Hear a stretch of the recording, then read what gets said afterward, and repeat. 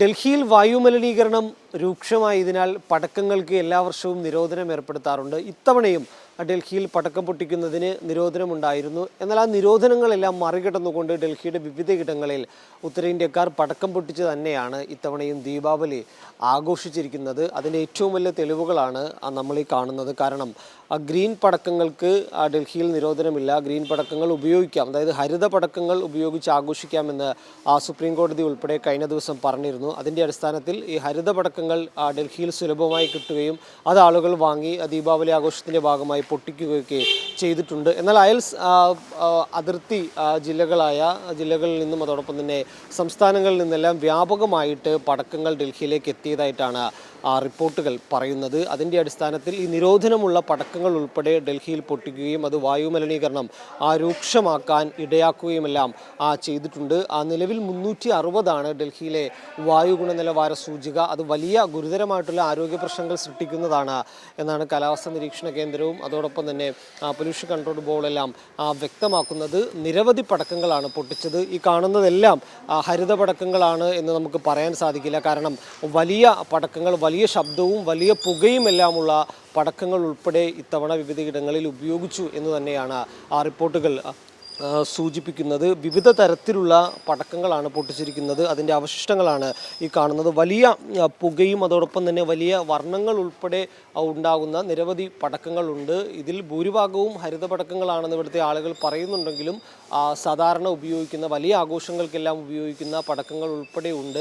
യു.പിയിൽ നിന്നും ഹരിയാനയിൽ നിന്നെല്ലാം കൊണ്ടുവന്ന പടക്കങ്ങളാണ്. അവിടങ്ങളിൽ വലിയ നിരോധനം ഈ പടക്കങ്ങൾ പൊട്ടിക്കുന്നതിനില്ല. കാരണം അവിടുത്തെ വായു ഗുണനിലവാരം ഒരു മെച്ചപ്പെട്ട നിലയിലാണ്. അതുകൊണ്ട് തന്നെ അവിടെ ഇത്തരം നിയന്ത്രണങ്ങൾ വളരെ കുറവാണ്. ഡൽഹിയിൽ വലിയ നിയന്ത്രണങ്ങൾ ഉള്ളതിനാൽ ഇങ്ങോട്ട് കൊണ്ടുവരികയോ ഇവിടെ പടക്കം പൊട്ടിക്കുകയോ ഒന്നും ചെയ്യാൻ സാധിക്കില്ല. അതെല്ലാം മറികടന്നുകൊണ്ടാണ് ഡൽഹിക്കാർ ഇത്തവണയും പൊല്യൂഷൻ ഉണ്ടായിട്ട് പോലും ദീപാവലി പടക്കം പൊട്ടിച്ച് തന്നെയാണ് ആഘോഷിച്ചത്. അതിൻ്റെ ഏറ്റവും വലിയ ഉദാഹരണങ്ങളാണ് ഈ കാണുകയും ചെയ്യുന്നത്. ഇതിപ്പോൾ വൃത്തിയാക്കാനുള്ള നടപടികളാണ് നടക്കുന്നത്. പഹാഡ്ഗഞ്ചിയിലെ പ്രതാപ് ഗല്ലിയാണ് ഈ കാണുന്നത്. ഇവിടെ നിരവധി കുടുംബങ്ങൾ താമസിക്കുന്നുണ്ട്. അവിടെ കുട്ടികൾ ഉൾപ്പെടെ നിരവധി ആളുകളുണ്ട്. അവരാണ് കഴിഞ്ഞ ദിവസങ്ങളിലും ഇന്നലെയുമൊക്കെയായിട്ട് പടക്കം പൊട്ടിച്ച് വലിയ രീതിയിൽ ദീപാവലി ആഘോഷിച്ചത്. അന്തരീക്ഷത്തിൽ പൊടിപടലങ്ങൾ പൂർണ്ണമായും നിറഞ്ഞു നിൽക്കുകയാണ്. ഞാൻ നേരത്തെ പറഞ്ഞതുപോലെ 360 വായു ഗുണനിലവാര സൂചിക.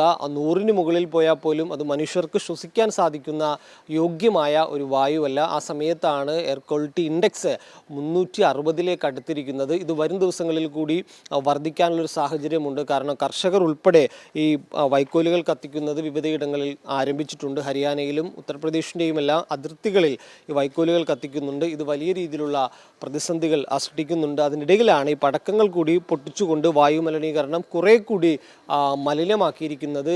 ഈ വഴി, അതായത് ഈ ഗല്ലി മുഴുവൻ ഈ പടക്കങ്ങൾ പൊട്ടിച്ചതിൻ്റെ അവശിഷ്ടങ്ങളാണ് നമുക്ക് കാണാൻ സാധിക്കുന്നത്. ഇന്നലെയും കഴിഞ്ഞ ദിവസങ്ങളിലുമായിട്ടെല്ലാം വ്യാപകമായിട്ട് പടക്കം പൊട്ടിച്ചിരുന്നു. ഇന്നലെയാണ് ഏറ്റവും കൂടുതൽ പടക്കങ്ങൾ ഉപയോഗിച്ചിരിക്കുന്നത്. ഈ ഹരിത പടക്കങ്ങൾ കൂടാതെ സാധാരണ ലഭ്യമാകുന്ന വലിയ പുകയും അതോടൊപ്പം തന്നെ ശബ്ദങ്ങളുമുള്ള പടക്കങ്ങളൊക്കെയാണ് ഇന്നലെ ഉപയോഗിച്ചത്. അതുകൊണ്ട് തന്നെ അന്തരീക്ഷത്തിൽ പൂർണ്ണമായും പുക നിറഞ്ഞു നിൽക്കുകയാണ്.